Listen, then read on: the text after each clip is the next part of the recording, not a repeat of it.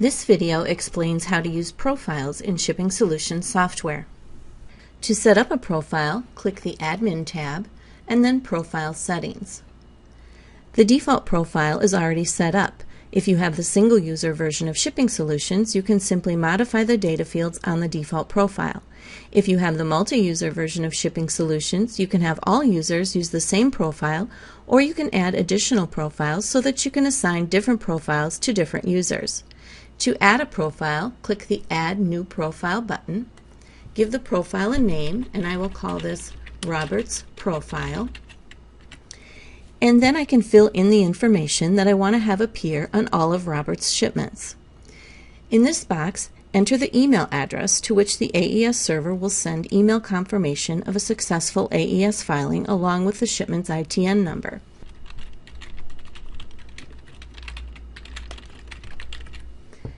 The AES server will also automatically send a response to the company's account administrator, but this box will allow for a second email to be sent.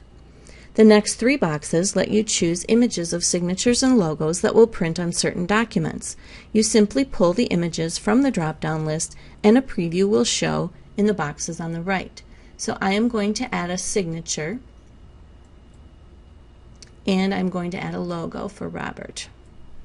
And you also have the option to add a freight forwarder logo. Watch the signatures and logos video to see how to add images to the program so that they will appear in these drop-down lists. The video also has a chart showing which images show up on which documents. In these boxes, you can enter the username and password that allows you to run the Export Compliance module available in Shipping Solutions Professional. So these boxes will not be visible if you are using Classic.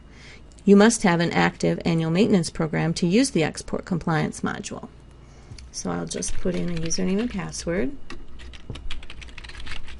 You run the Export Compliance module by clicking on the Compliance button on the Easy Start tab. You can enter your username and password directly on that screen, but if you enter it here, it will be saved and automatically fill in when you run the Export Compliance module. You can create new profiles anytime you have a change, for example, a new company logo.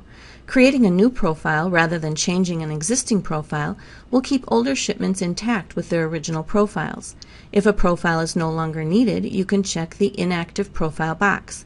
This is preferable to deleting the profile, as it will then remain in effect on any shipments that use the now inactive profile.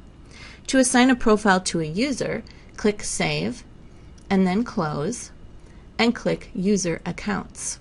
Let's create a user account for Robert Johnson. So I'll click Add New, put in a username,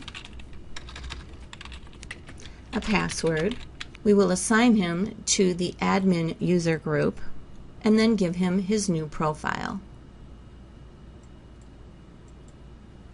Watch the user groups and user accounts video for information on assigning groups. Click Save and then Close. Now, in order to see this profile in use, we will need to log in as Robert. So I will log out as the admin and log in as Robert.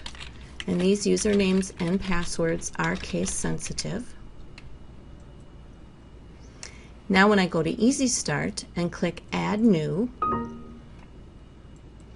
the shipment will now have Robert's profile, and we'll be able to see that by clicking Shipment Summary. And you can see Robert's profile. Now, if Robert wants to change the profile on this shipment only, he can go to Change Shipment Options, and he can choose the default profile or any other profile for this particular shipment, but then the next shipment he creates will have his profile again, unless he goes and changes his profile under User Accounts. This concludes the Profile Settings video. Thank you for watching.